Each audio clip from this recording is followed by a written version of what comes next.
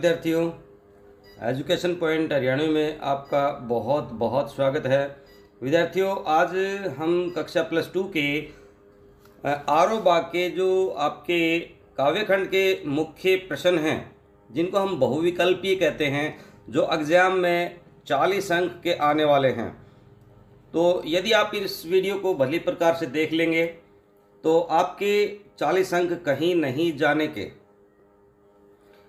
तो आप ध्यानपूर्वक इनको देखेंगे, हम एक एक प्रश्न को करेंगे। यदि कोई करेक्शन आपको नज़र आती है तो उसको सुधार लें। वैसे मैंने पूरा प्रयास किया है कि इसमें कोई करेक्शन ना रहे, कोई गलती ना रहे। फिर भी आप जो है इस पर थोड़ा सा है ना, कोई एक आधा अशुद्धि रहे तो आप इसको नज़रअंदाज कर दें और अपनी पुस्तक से मिलान करके उसको ठीक कर लें। तो पहला प्रश्न जो है आपका, दिन जल्दी जल्दी ढलता है कविता में कवि हताश और दुखी क्यों है? भाई, पत्नी से तलाक होने के कारण है, या संतान सुख से वंचित होने के कारण है, या प्रियतमा की निष्ठुरता के कारण है, या परिवार से बिछुड़ने के कारण है। तो इसका ऑप्शन रहेगा सी सही, प्रियतमा की निष्ठुरता के कारण। अगला जो प्रश्न है, सांसों की तार में कौन सा अलंकार है? तो सांसों की तार में भाई उपमा अलंकार है। अगला प्रश्न है, जर्रा जर्रा सोए है, वाक्य में जर्रा जर्रा का क्या अर्थ है? देखिए, ये प्रश्न पहले भी आ चुका है 2018 में। तो जर्रा जर्रा का अर्थ होता है भाई कण कण, या जर्रा जर्रा थोड़ा सा, लेकिन यहाँ कण आएगा, इसका बी ऑप्शन सही रहेगा। कवि इस संसार को क्या कहता है? तो दीवाना, मूड, श्रेष्ठ, सनकी, तो मूड कहता है। अगला प्रश्न है, कवि किसका ध्यान नहीं करता है? तो पिता का, जग का, भाई का, या पत्नी का। इस तरह से ऑप्शन आएंगे। तो इसमें जग का, न मैं जग का ध्यान किया करता हूँ, तो ये जग का इसमें उत्तर सही रहेगा। अगला जो प्रश्न है, कवि कैसी उन्माद लिए फिरता है? कैसे उन्माद लिए फिरता है? तो यौवन का जो उन्माद है वो लिए फिरता है। हम सीधे सीधे उत्तरों पे चलेंगे। ऑप्शन आपको दिखाई दे रहे हैं, क्योंकि वीडियो नहीं तो बहुत ज़्यादा लंबी हो जाएगी। वीडियो को शुरू से लेकर के अंत तक जरूर देखें, और जो विद्यार्थी चैनल पर नया है चैनल को ज़रूर सब्सक्राइब कर लें। इससे अगले वीडियो में मैं आपको अब जो कक्षा में 12वीं में आने वाले प्रश्न पत्र हैं उनकी एक प्रतिरूप कॉपी जो है ना आपके सामने रखूँगा कि किस किस तरह से आप पेपर को सही तरीके से कर सकते हैं। अगला प्रश्न है, दिन जल्दी जल्दी ढलता है गीत में नीडों से झांक रहे बच्चों का ध्यान चिड़िया के पैरों में क्या भरता है? वैसे देखिए, ये जो कविता है ना रिड्यूस है भाई, कटी हुई है, लेकिन फिर भी हम कर लेते हैं चंचलता। अगला है, दिन जल्दी जल्दी ढलता है कविता में कवि के हृदय में कैसे भाव भरे हुए हैं? तो विहलता के भाव भरे हुए हैं। दिन ढलने के साथ ही बच्चे कहाँ से झांकने लगे होंगे? तो नीडों से झांकने लगे होंगे। अगला प्रश्न है, शिखर अपने बच्चों के पास पहुँचने की कौन सी इच्छा प्रकट हो रही है? तो तेज उड़ने की। इसका बी ऑप्शन जो है रहेगा स्थिरता, चंचलता, विहलता, या उपयुक्त सभी। तो विहलता या व्याकुलता जो है इसका उत्तर सही रहेगा। मैं हूँ किसके हित चंचल जल्दी जल्दी ढलता है, दिन जल्दी जल्दी ढलता है गीत का यह प्रश्न पैरों को कैसा भर कर देता है? तो भाई पैरों को स्थिर कर देता है। अगला है, कवि ने लाल सवेरे को किसकी आंखों के समान बताया है? तो खरगोश की आंखों के समान बताया है। अगला प्रश्न है, शरद ऋतु किसे पार करती हुई सी आती है? तो शरद ऋतु जो है भाई पुलों को पार करते हुए आती है। अगला प्रश्न है, साइकिल की घंटी बजाता हुआ कौन आता है? तो ये शरद ऋतु, इसमें ऑप्शन सही रहेगा। पतंग कविता में बच्चे जन्म से ही अपने साथ क्या लाते हैं? तो कपास यानी कि कोमलता। दौड़ते भागते बच्चे दिशाओं को किसकी तरह बजाते हैं? ढोल यानी मृदंग की तरह। कौन सी ऋतु आकाश को मुलायम बना देती है? तो भाई ये जो है सर्द ऋतु, ये शरारती बच्चे जो है ना, ऑप्शन नहीं आएगा, सर्द ऋतु आएगा इसका उत्तर। बात कवि के साथ किसके समान खेल रही है, तो बच्चों, शरारती बच्चों के समान, यानी शरारती बच्चे, इसका उत्तर आएगा, ए ऑप्शन सही रहेगा। पृथ्वी किन के पैरों, बेचैन पैरों के पास घूमती हुई आती है, तो बच्चों के बेचैन पैरों के साथ घूमती हुई आती है।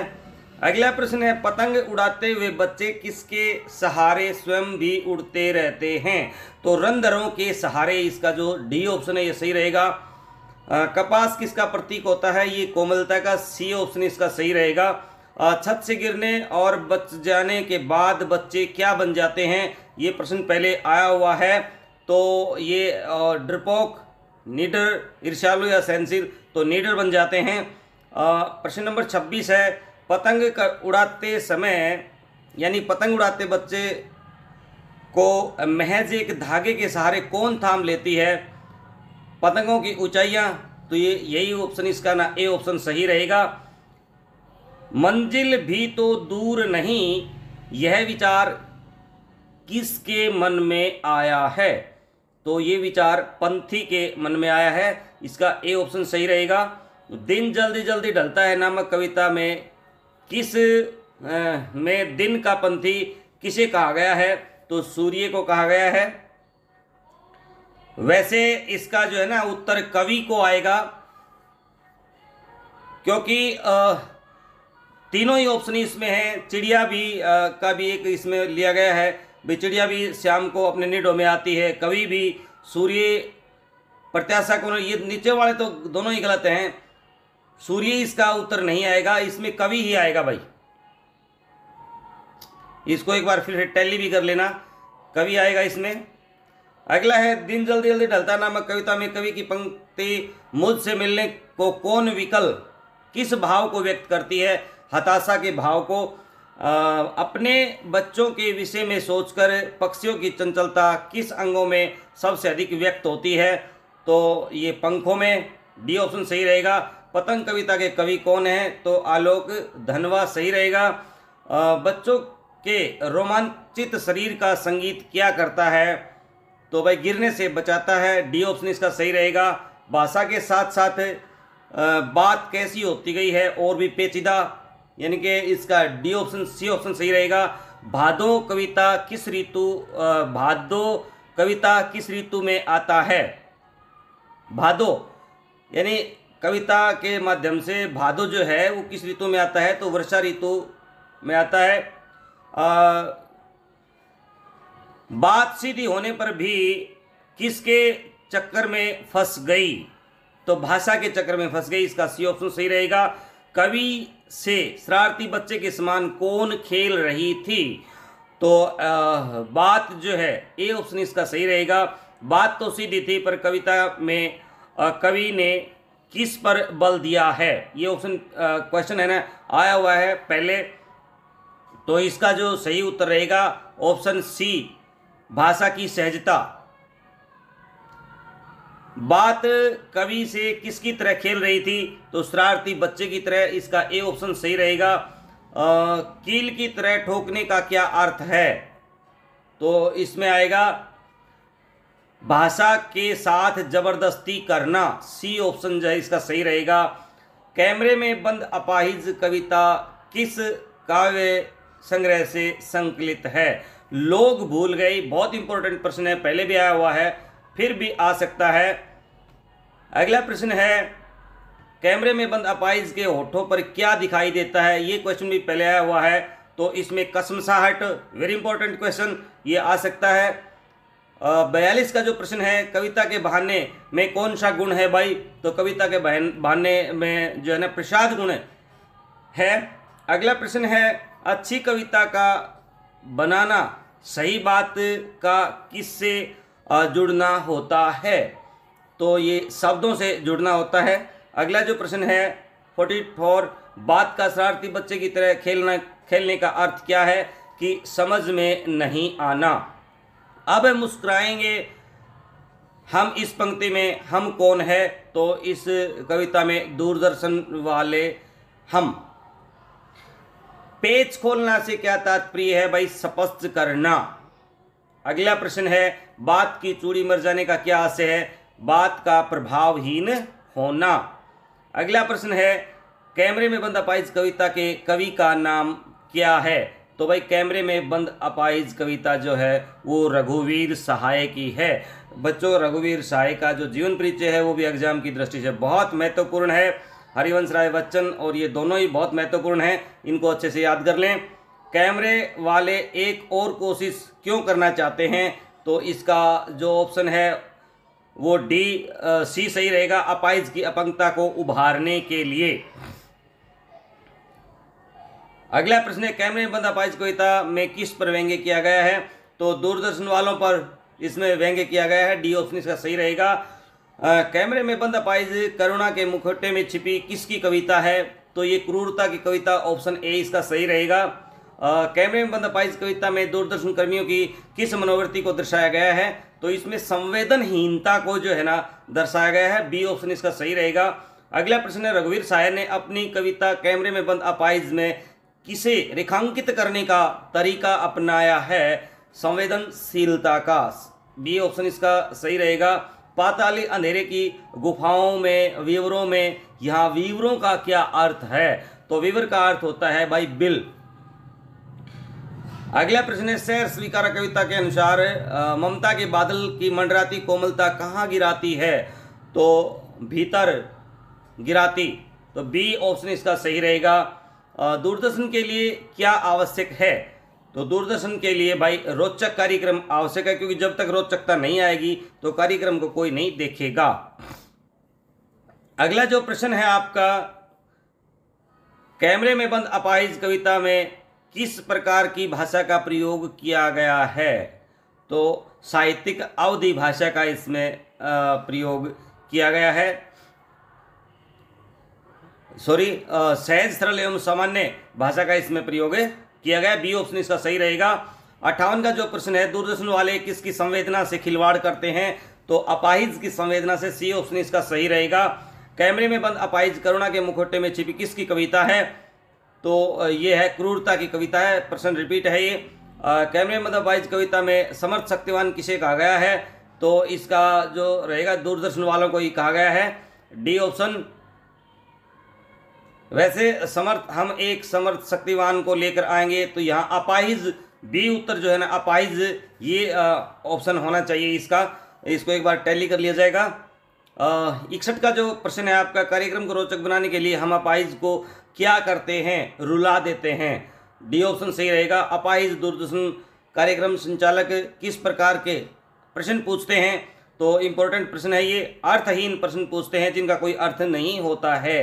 कैमरे में बंद अपाहिज कविता में पर्दे पर किसकी कीमत बताई गई है? तो वक्त की जो है ना कीमत बताई गई है, सी ऑप्शन सही रहेगा। विद्यार्थियों, वीडियो लंबा जरूर है लेकिन सारा जो है ना अंत तक जरूर देखें, क्योंकि कोई क्वेश्चन छूटने वाला नहीं है। बहुत मेहनत करके मैंने एक एक प्रश्न को है ना चुना है। कवि की आत्मा कैसी हो गई है? तो कमजोर और अक्षम हो गई है, बी ऑप्शन सही रहेगा। 65 का जो क्वेश्चन है, कवि ने अपने अनुभवों का किस प्रकार बताया है? तो अनुभव जो है भाई दुखद अनुभव है बताया गया है, बी ऑप्शन सही रहेगा। अगला प्रश्न है, कवि ने अपनी प्रियतमा के चेहरे की तुलना किससे की है? तो चांद से की है, ए ऑप्शन सही रहेगा। कवि से क्या नहीं सहा जाता है? तो रमणीय उजाला नहीं सहा जाता है, बी ऑप्शन सही रहेगा। भवितव्यता किसे डराती है? तो छटपटाती हुई छाती को, ऑप्शन सही रहेगा आपका। जिंदगी में जो कुछ है, जो भी था, कवि ने कैसे स्वीकारा है? तो उसको सहरस स्वीकार कर ले, डी ऑप्शन इसका सही रहेगा। कवि को किन बादलों की मंडराती कोमलता कष्ट देती है? तो भाई ये आपका प्रश्न है, इसमें ममता के बादलों, यहाँ इसका सी ऑप्शन सही रहेगा। सहरस स्वीकारा है में गरीबी को कैसा बताया गया है? तो भाई इसमें गर्बिली इसका न ये ऑप्शन सही रहेगा, सी। सहरस स्वीकारा कविता में बहलाती सहलाती आत्मीयता क्या नहीं होती? तो बर्दाश्त नहीं होती, ए ऑप्शन इसका सही रहेगा। शहर स्वीकारा कविता में कवि कहाँ लापता होना चाहता है, तो गुफाओं में, अंधेरी गुफाओं में, डी ऑप्शन सही रहेगा। शमशेर बहादुर सिंह का जन्म कब हुआ था, तो भाई 3 जनवरी 1911 को हुआ था, ये ऑप्शन सही रहेगा। शहर स्वीकारा कविता के अनुसार ममता के बादल की मंडराती कोमलता कहाँ पिराती है, तो भीतर, ये बी ऑप्शन इसका सही रहेगा। शमशेर बहादुर सिंह द्वारा रचित उषा में, कविता उषा में किस शैली का प्रयोग किया गया है, तो भाई चित्रात्मक शैली का इसमें प्रयोग किया गया है। शमशेर बहादुर सिंह ने बीए की परीक्षा किस विश्वविद्यालय से पास की थी, तो ये प्रयाग से की थी, बी ऑप्शन सही रहेगा। और इनका निधन कब हुआ, 1993 में हुआ, सी ऑप्शन सही रहेगा। उषा कविता में किस काल की प्रकृति का चित्रण किया गया है, तो सूर्य उदय काल की प्रकृति का चित्रण किया गया है, सी ऑप्शन सही रहेगा। प्रातः नभ था बहुत नीला शंख जैसे कौन सा अलंकार है, तो भाई जैसे यानी कि उपमा अलंकार है इसमें। उषा का जादू किसके उदय होने पर टूटता है, तो सूर्य के उदय होने पर, बी ऑप्शन सही रहेगा। उषा कविता में किस रंग की खड़िया चाक मलने की बात कही गई है, तो लाल रंग का जो है ना, बी ऑप्शन इसका सही रहेगा। विद्यार्थियों, मैंने ये रिड्यूस नहीं किया है सिलेबस, क्योंकि हो सकता है कोई ना कोई प्रश्न उठ के आ जाए, तो आप इसकी बेहतरीन तैयारी करें। सभी प्रश्न, एक एक नंबर के सभी प्रश्नों को तैयार करें। उषा दिन का कौन सा समय होता है, तो भाई प्रभात, सुबह का समय होता है, डी ऑप्शन सही रहेगा। कविता में चौका किससे लिपा हुआ होने की बात कही गई है, तो राख से लिपा हुआ चौका, ए ऑप्शन इसका सही रहेगा। नीले आकाश से उदय होता हुआ सूर्य किसके समान दिखाई देता है, तो गौरवर्णीय सुंदरी के समान, ए ऑप्शन सही रहेगा। उषा कविता में प्रातःकालीन नीला आकाश किसके जैसा बताया गया है, तो भाई ये शंख के समान बताया गया है, इसका ऑप्शन बी सही रहेगा। नील जल में हिल रही हो में कौन सा अलंकार है, जैसे यानी कि उत्प्रेक्षा अलंकार है। चुका भी हूं नहीं मैं का प्रकाशन कब हुआ, तो ये भाई 1975 में हुआ था, सी ऑप्शन सही रहेगा। इतने पास अपने थे काव्य में के रचयिता कौन हैं, तो शमशेर बहादुर सिंह। उषा कविता में कहाँ की सुबह का वर्णन किया गया है, तो गांव की सुंदरता का वर्णन इसमें किया गया है। लाल खड़िया चाक मल दियो किसी ने सलेट पर, पंक्ति में सलेट क्या है, तो सलेट भाई इसमें है आकाश। प्रातःकालीन आकाश का रंग कैसा था, नीला आकाश, बी ऑप्शन सही रहेगा। लाल केसर से धुली काली सिल किसे कहा गया है, आकाश को कहा गया है। बादल राग कविता के रचयिता कौन हैं, तो बादल राग कविता के रचयिता सूर्यकांत त्रिपाठी निराला जी हैं। सूर्यकांत त्रिपाठी निराला का जन्म कब हुआ, भाई जन्म हुआ था 1899 में, बी ऑप्शन सही रहेगा। निराला का जन्म किस रियासत में हुआ था, तो महिषादल में हुआ था, बी ऑप्शन सही रहेगा। बादल राग कविता में कवि ने सुख को कैसा बताया है, अस्थिर, बी ऑप्शन सही रहेगा। बहुत काली सिल से क्या तात्पर्य है, रात की कालिमा। लाल खड़िया चाक से क्या अभिप्राय है, सूर्य निकलने से पूर्व की लालिमा। राख से लिपा हुआ चौका किसे कहा गया है, भोर के नभ को। शमशेर बहादुर सिंह किस शब्दकोश के संपादक थे। इस तरह के क्वेश्चन बहुत इंपॉर्टेंट होते हैं। तो उर्दू हिंदी कोश के आतंक अंक पर कौन कांप रहे हैं, तो धनी आएगा इसमें, ए ऑप्शन। निराला जी के अनुसार बादल किसका दूत हैं, बादल क्रांति का दूत हैं, सी ऑप्शन सही रहेगा। रोग शोक में भी किसका सुकुमार शरीर हंसता है, तो यहाँ आएगा शैशव का, बी ऑप्शन इसका सही रहेगा। और रुद्र कोश हैं में रुद्र का क्या अर्थ है, रुद्र का अर्थ मतलब रुका हुआ, बी ऑप्शन सही रहेगा। बालक का सुकुमार शरीर किस में हंसता है, तो रोग शोक में, डी ऑप्शन सही रहेगा। बादल राग कविता के अनुसार जल विपल्लव हमेशा किस पर होता है, तो ये कीचड़ पर होता है, डी ऑप्शन रहेगा। जीर्ण बाहु शीर्ण शरीर में शीर्ण का क्या अर्थ है, शीर्ण का अर्थ होता है भाई कमजोर, अक्षीण। और बादल राग कविता में रणतरी किससे भरी हुई है, तो भाई आकांक्षाओं से भरी हुई है।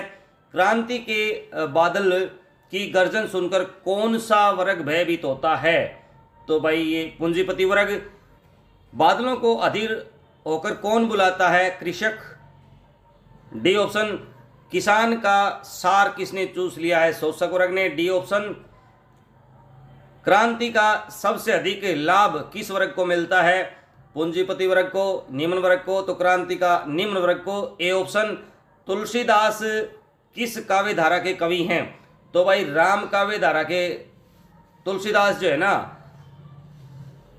राम काव्य धारा के कवि हैं। गोस्वामी तुलसीदास का जन्म कब हुआ था भाई? तो जन्म हुआ था 1532 ईस्वी में।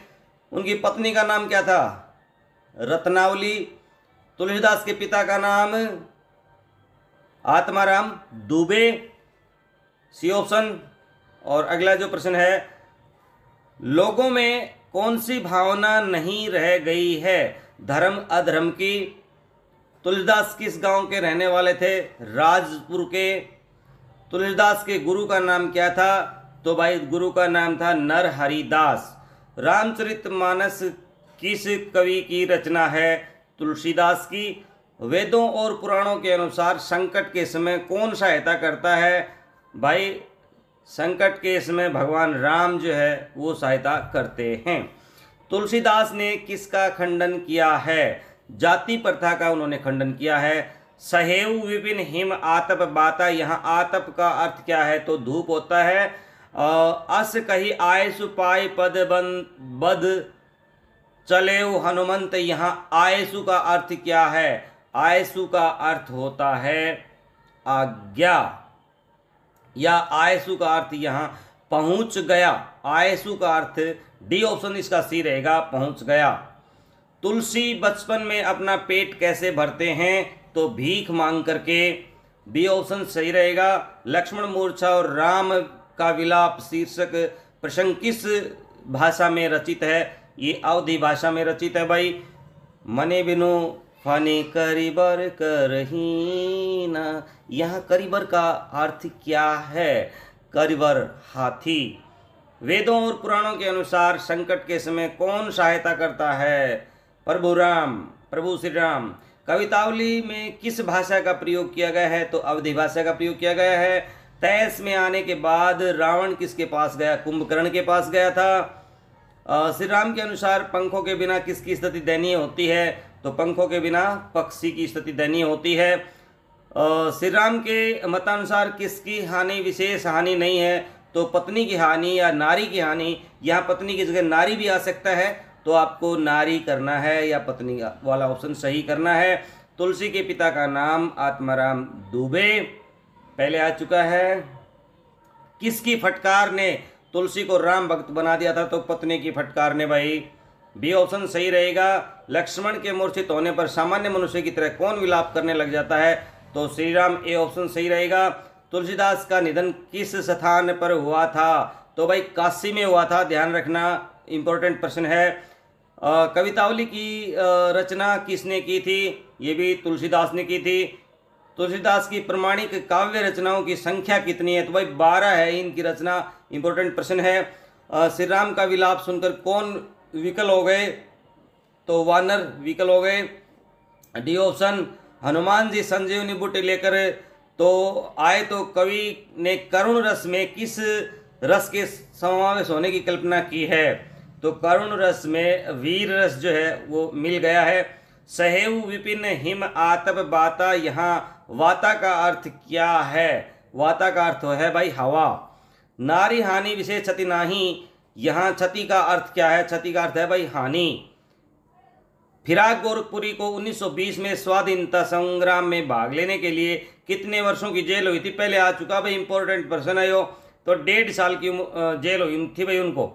फिराक गोरखपुरी ने नौकरी से त्याग पत्र कब दिया था? तो उन्होंने 1918 में है ना नौकरी से त्याग पत्र दे दिया था। अगला प्रश्न, फिराक गोरखपुरी का जन्म कब हुआ था? तो भाई जन्म हुआ था उनका 1896, 28 अगस्त 1896 में। रस की पुतली किसे कहा गया है? तो रस की पुतली कहा गया है भाई राखी बांधने वाली बहन को। किसके लच्छे चमक रहे थे? राखी के। B option. राखी के लच्छे किस प्रकार चमक रहे थे? बिजली की भांति, इंपॉर्टेंट प्रश्न है।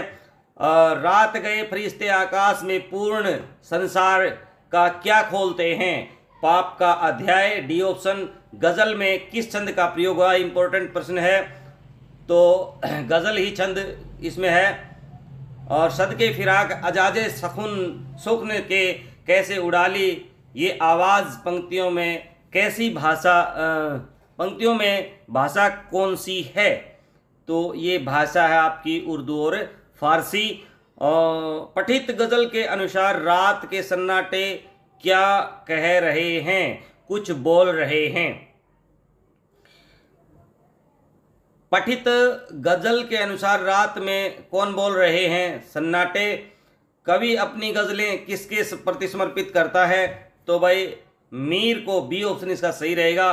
फितरत का कायम है तवाजनु आलमे हुस्नो इश्क में भी इस पंक्ति में कौन सी भाषा का प्रयोग किया गया है, तो इसमें उर्दू और फारसी भाषा का प्रयोग किया गया है। सी ऑप्शन सही रहेगा। तेरे गम का पास अदब है, कुछ दुनिया का ख्याल भी है, पंक्ति में भाषा कौन सी है, पंक्ति में उर्दू और फारसी भाषा है। पठित गज़ल के अनुसार आंखें कौन झपका रहे हैं, तारे आंखें झपकाए हैं, जर्रा जर्रा सोए हैं, तो ए ऑप्शन इसका सही रहेगा। फितरत का कायम है तवाजनु, यहाँ तवाजनु का अर्थ क्या है, तवाजनु का अर्थ होता है बेटा संतुलन। गज़ल में किस छंद का प्रयोग हुआ है, दोबारा आ गया है, गज़ल ही छंद है। रात गए उर्दू गर्दू पे फरिश्ते, यहाँ गर्दू का अर्थ क्या है, गर्दू का अर्थ है भाई आकाश। बुगलों के पंख के रचयिता कौन हैं, बुगलों के पंख के रचयिता हैं भाई उमा शंकर जोशी। बुगलों के पंख काले बादलों के ऊपर तैरते किसके समान प्रतीत होते हैं, इंपॉर्टेंट प्रश्न है। सांझ की श्वेत काया के समान। कवि को बुगलों का कौन सा सौंदर्य अपने आकर्षण में बांध रहा है, पंक्तिबद्ध सौंदर्य। छोटा मेरा खेत में किसकी रोपाई की बात कही गई है, तो क्षण की रोपाई की बात कही गई है। छोटा मेरा खेत में कौन झूमने लगा है, तो यहाँ फल जो है झूमने लगे हैं।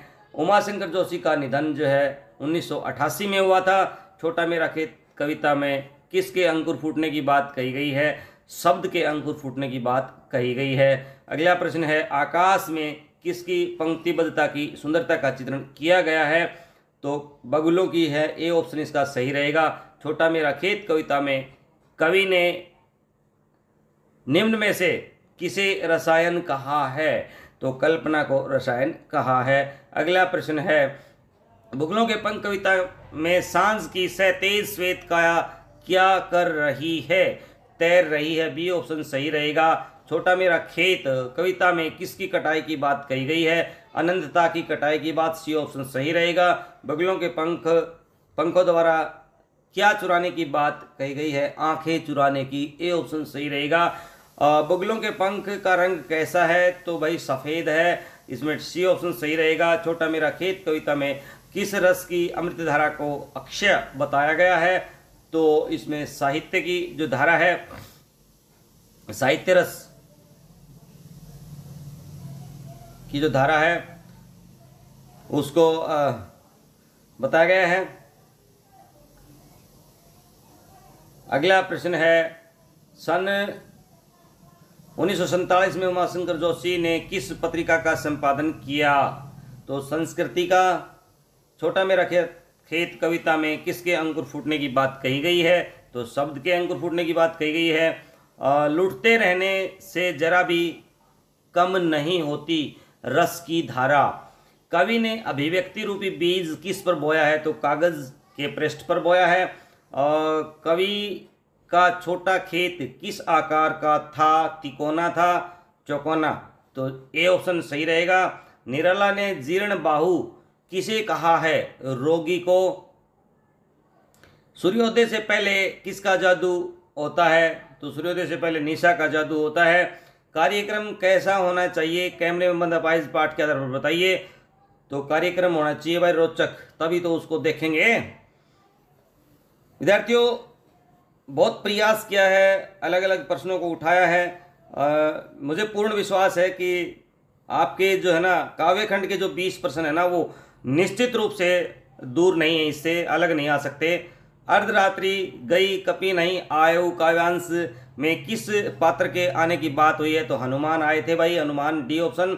और उड़ाई जाने वाली सबसे हल्की और रंगीन चीज क्या है? तो भाई पतंग की चर्चा है। पतंग ए ऑप्शन। सीधी बात, किसके चक्कर में फंसी? तो भाई ये उत्तर आएगा भाषा के चक्कर में। विज्ञान उत्तर गलत है भाई, भाषा के चक्कर में। डी ऑप्शन सही रहेगा इसका। कवि ने गरीबी कैसी बताई है? गर्वीली। बी ऑप्शन सही रहेगा। रस का पात्र क्या है? अक्षय कैसा है? अक्षय है। सहेव विपिन आतप बाता पंक्ति में आतप का क्या अर्थ है? तो आतप का अर्थ होता है धूप, ये पहले आ चुका है। गजल किस साहित्य में अत्यधिक प्रसिद्ध है? उर्दू में ही प्रसिद्ध है। निराला में ने अट्टालिका को क्या कहा है? आतंक के भवन। सी ऑप्शन सही रहेगा। नभ में पंक्तिबद्ध बगुलों के पंखों ने कवि की कौन सी इंद्रियों को चुराया है? आंखों को चुरा लिया। बी ऑप्शन सही रहेगा। उमा एक अखंड रघुराई पंक्ति में उमा शब्द का अर्थ है पार्वती। डी ऑप्शन सही रहेगा।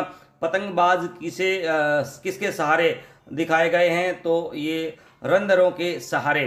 गगन स्पर्शी कौन है? गगन स्पर्शी जो है ना बादल हैं। पर्दे पर दिखाई गई तस्वीर के होठों पर क्या थी? कसमसाहट थी। B option. और भाषा को घुमाने फिराने की बात कैसी हो जाती है? तो बात और भी पेचीदा हो जाती है। ए ऑप्शन सही रहेगा। अगला प्रश्न है भरत के बाहुबल एवं शील के प्रशंसक का नाम बताइए। तो पवन कुमार यानी कि हनुमान ने सराहा था। साहित्य का रसायन क्या है? कल्पना। पतंगों की ऊंचाइयां कैसी हो गई हैं? तो पतंगों की ऊंचाइयां जो है वो धड़कती हुई हो गई हैं। विप्लव शब्द का अर्थ क्या है? विप्लव का अर्थ है क्रांति। कैसे बादल छाए हुए हैं? कजरारे। पतंगबाजों के पैर कैसे हो गए हैं? बेचैन। बेचैन आएगा ये, यहाँ बी ऑप्शन। दूरदर्शन का कार्यक्रम कैसा बनाया जाता है? बहुत ही रोचक। ए उत्तर रहेगा। परिवेष्टित शब्द का अर्थ होता है ढका हुआ या चारों ओर से घिरा हुआ। निज जननी के एक कुमारा पंक्ति में किस पात्र की बात कही है? तो यहाँ लक्ष्मण की बात कही गई है। फितरत शब्द का अर्थ क्या है? फितरत का अर्थ है आदत। नीकर शब्द का अर्थ क्या है? नीकर का अर्थ है सुंदर। और शीर्ण शरीर किसे कहा गया है? किसान को। सीधी बात किसके चक्कर में फंस गई? भाषा के चक्कर में पहले आ चुका है। तो प्रिय विद्यार्थियों, ये आपके लगभग 200 प्रश्न जो हैं वो हो चुके हैं। एक आध प्रश्न में हो सकता है थोड़ा बहुत करेक्शन हो, तो आप इनको अच्छी तरह से टैली कर लें। हम मिलेंगे बहुत जल्द आपके प्रश्न पत्र के प्रारूप के रूप में। आपको बताएंगे कि प्रश्न पत्र को कैसे हल किया जाता है और आपका प्रश्न पत्र कैसा होने वाला है। मिलते हैं बहुत जल्द, तब तक के जय हिंद, जय भारत, वंदे मातरम।